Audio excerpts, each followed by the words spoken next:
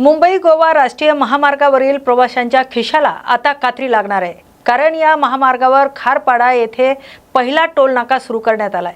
मात्र गेल्या अनेक वर्षापासून रखडलेल्या मुंबई गोवा महामार्गाचं काम अद्यापही अपूर्ण अवस्थेतच आहे।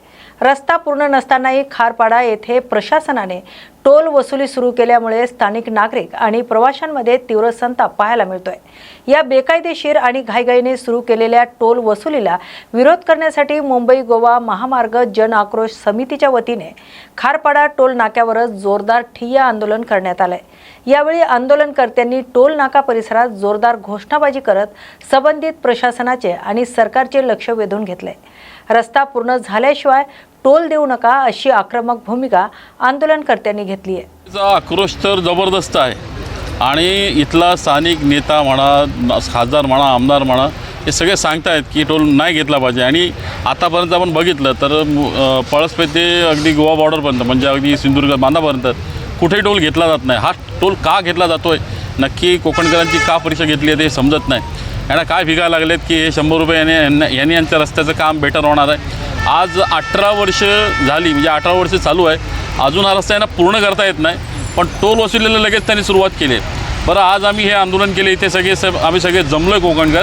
त्यातला एकही अधिकारी येथे यायला त्याला वेळ नाही। म्हणजे आज मी सोमवार घेतला, आम्ही आज शनिवार रविवार घेऊ शकलो असतो, पण सोमवार घेतला जेणेकरून जे अधिकारी आहेत, जे काही सरकारी अधिकारी आहेत, त्यांच्या वेळेनुसार येऊन भेटू शकतील, बोलू शकतील, मला सांगू शकतील।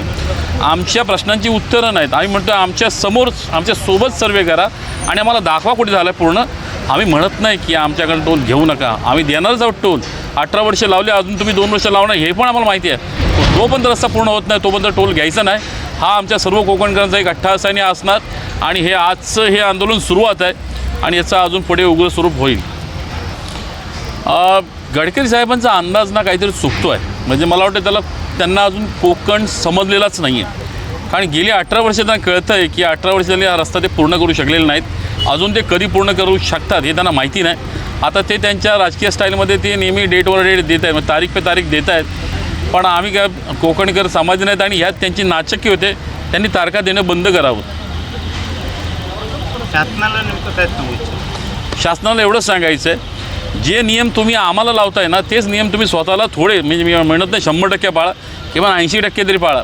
रस्ता पूर्ण होत नाही तोपर्यंत टोल द्यायचा नाही, आम्ही आमच्याकडनं घेऊ नका। आणि हे असं होणार म्हणजे आज ही सुरुवात आहे आणि आम्ही हे करूनच दाखवणार। देशात पेट्रोल डिझेलसह इतर जीवनावश्यक वस्तूंच्या किमती गगनाला भिडल्या आहेत, तर महागाईच्या या भडक्या विरोधात सर्वसामान्यांमध्ये तीव्र संताप असताना आता महाराष्ट्र नवनिर्माण सेनेने पनवेलमध्ये थेट यमलोकातून केंद्र सरकारला इशारा दिलाय। पनवेलमधील एका पेट्रोल पंपावर मनसेच्या वतीने इंधन दरवाढी विरोधात अत्यंत अनोखे आंदोलन करण्यात आले।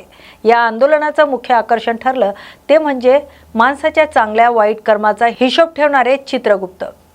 आंदोलनात चक्क चित्रगुप्ताचं रूप धारण केलेला कार्यकर्ता अवतरला होता। केंद्र सरकारने या इंधन दरवाढीचा तातडीने विचार करावा, अन्यथा आपल्या दप्तरात नोंदवलेल्या वाईट कर्माची फळे भोगावे लागतील, असा थेट इशारा या चंद्रगुप्ताने केंद्र सरकारला दिलाय। यावेळी मनसेच्या पदाधिकाऱ्यांनी केंद्र सरकारवर जोरदार टीका केली आहे। पंतप्रधान मोदींनी परदेशात जाऊन मेलोडी चॉकलेट वाटण्यापेक्षा आपल्या देशात राहून वाढत्या महागाईने होरपाळणाऱ्या नागरिकांचा विचार करावा, असा सनसनीत टोला मनसे नेत्यांनी लगावलाय। या आंदोलनात महिलांनी मोठ्या संख्येने सहभागी होत वाढत्या महागाईमुळे घर चालवणं कसं कठीण झालंय याबद्दल आपला तीव्र रोष व्यक्त केलाय। आज मी इथे खाली आलो या कारणामुळे की माझ्याकडे जन्म आणि मृत्यूचा प्रत्येकाची नोंद असते, पण मला इकडे खाली येऊन महागाईबद्दल पण त्याची नोंद करायची आहे। त्याच्यामुळे मी खाली आलोय सर्व नागरिकांना भेटायला की काय त्रास होतो तुमचा, कारण पेट्रोल डिझेलमुळे खूप लोकांचा त्रास झालेला आहे नागरिक जीवन। हो, त्याच्यामुळे मी खाली आलोय की शासनाला मी त्याच्याबद्दल नक्कीच विचारणार आहे की तुम्ही याबद्दलचा त्रास तुम्हाला कळतोय का, नाहीतर जनता तुम्हाला पुढच्या वेळी नक्कीच धडा शिकवेल हे नक्की। तुम्ही अंतर्यामी आहात, हो। काय शासनाच्या मनात नक्की काय आहे? शासनाच्या मनात जे काही चालू आहे ते खूप चुकीचं चालू आहे। त्याच्यामुळे मी खाली यांच्या नागरिकांकडनं जे समस्या आहेत त्यांच्या जाणून घ्यायला आलोय। त्या समस्या मी त्यांना नक्कीच सांगेन, जर त्यांनी ऐकलं नाही तर कर्माची फळं त्यांना भोगावी लागतील। मेलोडी चॉकलेट त्यांना देऊन नागरिकांना मी हेच सांगेल की तुमचे पेट्रोलचे दर कमी झाले पाहिजेत, कारण मोदींनी बाहेर देशात जाऊन जे मेलोडीचा प्रचार केलाय त्याचं खूप दुःख आहे, कारण की जनतेचा काय त्रास आहे तो त्यांना कळत नाहीये. खूप दुःखाची परिस्थिती सध्या चालू आहे, पण प्रशासनाला या गोष्टीची काळजी नाहीये. तर त्यासाठी आम्ही आज आंदोलन पुकारलंय, कमीत कमी त्यांना जाग यावी. पण सरकार तर सांगतंय पेट्रोल डिझेलचे भाव इतर देशांपेक्षा खूप प्रचंड कमी आहेत आमच्याकडे. त्यांनी फक्त 2 वेळा स्टंट केला. मुख्यमंत्री साहेबांनी जे बाईकवर जाऊन स्टंट केला, किंवा मोदी सरकारने एकच गाडी दाखवली ते 1-2 दिवसासाठी. त्याच्यानंतर त्यांचा जो प्रचार चालू आहे इतर वेळेसारखा पेट्रोल गाड्या वापरून, हे फक्त जनतेला वेडे बनवण्यासाठी त्याने काम केलेलं आहे. नक्कीच. मुंबई आग्रा महामार्गावरील धुळ्याजवळील लळिंग घाटात आज पहाटेच्या सुमारास झालेल्या भीषण अपघाताची अत्यंत धक्कादायक माहिती समोर येते. हा अपघात निव्वळ तिहेरी नव्हता, तर मदत कार्य करणाऱ्यावरच काळाने घाला घातला आहे. तर पहाटेच्या वेळी आधी एका रेतीचं डंपर आणि ट्रक यांच्या समोरासमोर जोरदार धडक झाली होती. हा अपघात झाल्यानंतर हायवे पेट्रोलिंग टीम आणि स्थानिक टोल नाक्याचे कर्मचारी अपघातग्रस्त वाहनांमधील जखमी प्रवाशांना बाहेर काढण्यासाठी मदत कार्य करत होते. मात्र हे मदत कार्य सुरू असतानाच मागून आलेल्या एका भरधाव खासगी ट्रॅव्हल्स बसच्या चालकाचं नियंत्रण सुटलं आणि ही बस थेट अपघातग्रस्त वाहनांवर आणि तिथे मदत करणाऱ्यांवर जाऊन आदळली. या भीषण दुहेरी धडकेत 6 जणांचा जागीच मृत्यू झालाय. तर अत्यंत दुर्दैवी बाब म्हणजे मृतांमध्ये अपघातग्रस्तांना वाचवण्यासाठी धावून गेलेल्या टोल नाक्याच्या कर्मचाऱ्यांचा आणि एका स्थानिक नागरिकांचा समावेश आहे. या अपघातात 26 प्रवासी गंभीर जखमी झालेत, तर त्यांना धुळ्यातील भाऊसाहेब हिरे शासकीय रुग्णालयात दाखल करण्यात आलंय. आपल्या सहकाऱ्यांचा मृत्यू झाल्यामुळे टोल कर्मचारी अत्यंत आक्रमक झालेत. तर महामार्गावर सध्या तणावाचं वातावरण आहे. तर पोलीस प्रशासनाकडून वाहतूक सुरळीत करण्याचा प्रयत्न सुरू आहे. राज्यात झालेल्या अवकाळी पावसाचा थेट परिणाम आता भाजीपाल्याच्या दरावरही झाला आहे.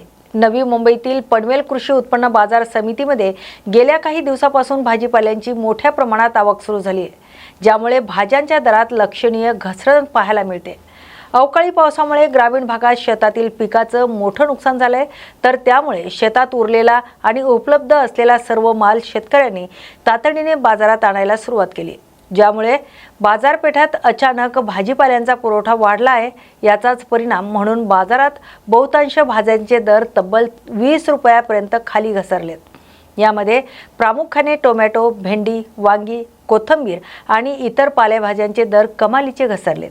या घसरणीमुळे ग्राहकांना मोठा दिलासा मिळाला असला तरी दुसरीकडे व्यापारी आणि शेतकरी वर्ग मात्र चिंतेत सापडलाय. बाजारातील वाढती आवक आणि त्या तुलनेत ग्राहकांची कमी झालेली मागणी यामुळे व्यापाऱ्यांना अपेक्षित भाव मिळत नाहीये. त्यातच अवकाळी पावसामुळे भाजीपाल्यांचा दर्जा खराब झाल्याने मालाला योग्य दर मिळत नसल्याची खंत व्यापारी व्यक्त करत आहेत. येत्या काही दिवसात ही आवक अशीच राहिली तर दर आणखीच घसरण्याची शक्यता वर्तवली जाते. सब्जी जैसे जैसे कम वजह जिसके पास जैसा क्वालिटी है इसके हिसाब से क्वालिटी के हिसाब से क्या आपको टमाटर कैसा? टमाटर 40 रुपए किलो, अच्छा क्वालिटी का टमाटर, नहीं तो बाकी 20-25 रुपए 30 रुपए। क्यों रेट कम हो रहे हैं? रेट क्यों कम हो रहे हैं? रेट कम मतलब आवाज क्या मतलब रहता है कम, माल हल्का रहेगा तो क्या करेंगे, जो किने वाला माल रहेगा तो जो पैसा आता है वही है। बारिश गर्मी का कुछ वजह है? हाँ गर्मी का तो है ही है, गर्मी के हिसाब से अभी बढ़ेगा भी, बढ़ भी सकता है। कब तक ऐसा ही रहेगा? अभी ये कम से ये महीने हफ्ता भर ठीक है, आपका नाम? नरेंद्र बिकानो सोनकर। चल रहा है इस समय 20 का 1, 30 का 2 बेच रहे हैं। अभी कल के डेट में जैसा बाजार रहता है वैसा बेचते हैं। अभी मौसम के हिसाब से धनिया कम ज्यादा चलता है मार्केट। कितने का फर्क है अभी? इस समय 20 का 1, 30 का 2 बेच रहे हैं। अब कल का जो बाजार होगा अब कल का देखा जाएगा। आगे की परिस्थिति कैसी रहेगी? आगे की बारिश के मौसम से जैसा हो। क्यों हो रहा है, क्या रीजन? एक महीना बारिश से धनिया खराब हो जा रहा है, जो फसल किसान लोग कर रहे हैं ना उसकी वजह से खराब भी हो सकता है, तो उसकी वजह से बाजार टाइट हो रहा है, डाउन हो रहा है, टाइट हो रहा है। आपका नाम? प्रताप। जागतिक बाजारातील घडामोडीमुळे देशात पुन्हा एकदा इंधन दरवाढ झाली असून गेल्या 10 दिवसात तेल कंपन्यांनी चौथ्यांदा पेट्रोल आणि डिझेलच्या किमती वाढवल्या आहेत. आज पेट्रोलच्या दरात प्रति लिटर 2 रुपये 61 पैशाची तर डिझेलमध्ये 2 रुपये 71 पैशाची वाढ झाली आहे. या ताज्या दरवाढीमुळे आता राजधानी मुंबईत पेट्रोलचे प्रति लिटर 111 रुपये 21 पैसे तर डिझेल 97 रुपये 83 पैशावर पोहोचले. तसेच पुणे शहरात पेट्रोल 111 रुपये 71 पैसे आणि डिझेल 98 रुपये 37 पैशांनी मिळत आहे.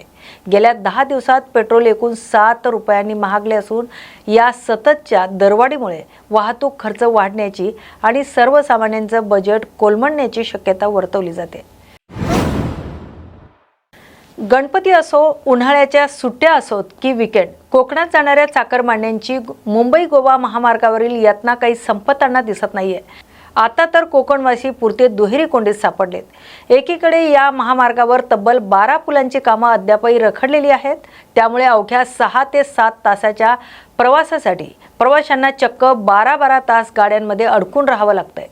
रविवारी देखील या महामार्गावर किलोमीटरपर्यंत लांब वाहनांच्या रांगा लागल्या होत्या आणि प्रवासी प्रचंड संतापले होते. असं असतानाच दुसरीकडे प्रशासनाने मात्र रस्त्याचे कामं पूर्ण होण्याआधीच खारपाडा येथे टोल वसुली सुरू करण्याची घाई केली आहे. रस्ता खड्ड्यात आणि काम अपूर्ण, मग टोल वसुलीची घाई कोणासाठी, असा संतप्त सवाल आता प्रवाशांकडून आणि स्थानिक जन आक्रोश समितीकडून केला जातोय. वाहतूक कोंडीत भर घालणाऱ्या या टोल नाक्याला आता तीव्र विरोध झाला असून महामार्गावरून प्रवास करणाऱ्यांचा संताप आता अनावर झाला आहे. नवी मुंबई आंतरराष्ट्रीय विमानतळावरून प्रदेशात जाण्याचं स्वप्न पाहणाऱ्या प्रवाशांसाठी एक मोठी आणि काहीशी निराशजनक बातमी समोर येते. नवी मुंबई विमानतळ आंतरराष्ट्रीय उड्डाणासाठी प्रशासकीय पातळीवर पूर्णपणे सज्ज झालं असलं तरी जागतिक युद्धांचा फटका आता या विमानतळाला बसलाय. पश्चिम आशियातील विशेषतः अमेरिका आणि इराणमधील वाढत्या युद्धजन्य परिस्थितीमुळे या भूराजकीय तणावामुळे आंतरराष्ट्रीय विमानसेवांच्या प्रारंभाला पुन्हा एकदा विलंब होण्याची दाट शक्यता निर्माण झाली आहे. विशेष म्हणजे विमानतळावर इमिग्रेशन, कस्टम्स आणि सुरक्षा व्यवस्थेची सर्व तयारी पूर्ण झाली आहे. मात्र मध्य पूर्वेतील संघर्षामुळे आंतरराष्ट्रीय हवाई हद्दीवर मोठा परिणाम झाला असून विमान इंधनाचे दर गगनाला भिडले आहेत. याच कारणामुळे इंडिगो सारख्या मोठ्या विमान कंपन्यांनी सध्या सावध भूमिका घेतली आहे. त्यांनी आपल्या आंतरराष्ट्रीय उड्डाणाचं नियोजन तुर्तास पुढे ढकललंय. तर आंतरराष्ट्रीय उड्डाणांना 1 ते 2 महिन्यांचा विलंब होण्याची शक्यता असली तरी दुसरीकडे विमानतळावरील देशांतर्गत म्हणजेच डोमेस्टिक उड्डाणे मात्र अत्यंत जोमाने सुरू आहेत.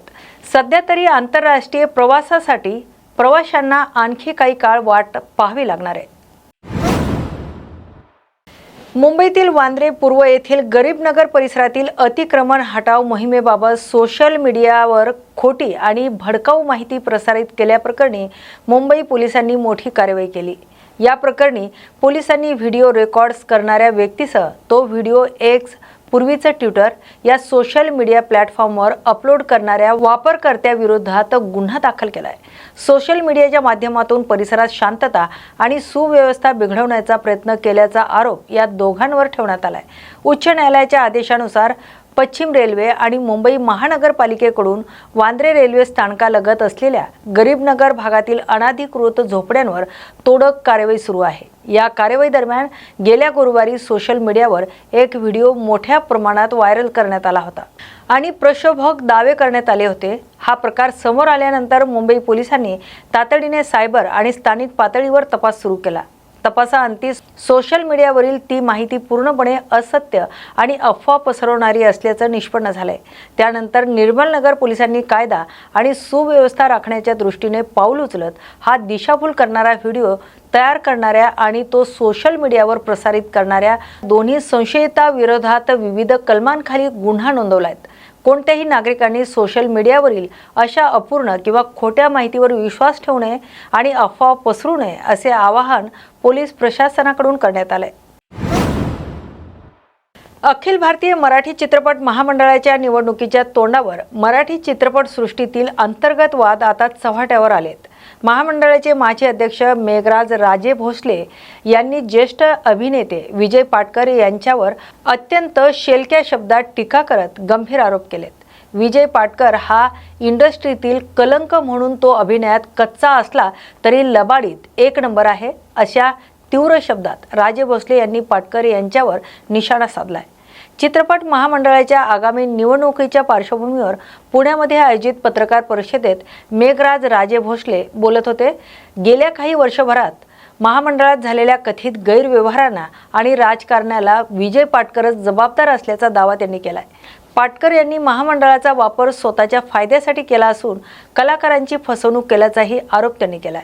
निवडणुकीच्या उंबरठ्यावर लागलेल्या या अंतर्गत वादामुळे आता चित्रपट वर्तुळात प्रचंड खळबळ उडाली आहे. राजे भोसले यांच्या या जाहीर घणाघाताला आता विजय पाटकर काय उत्तर देतात याकडे संपूर्ण सिनेसृष्टीचं लक्ष लागलंय. आजच्या मुंबई बुलेटिन या विशेष बातमीपत्रात आपण इथेच थांबतोय. अशाच नव्या आणि ताज्या अपडेटसाठी पाहत राहा न्यूज मराठी 24/7. नवा भारत, नवा विचार.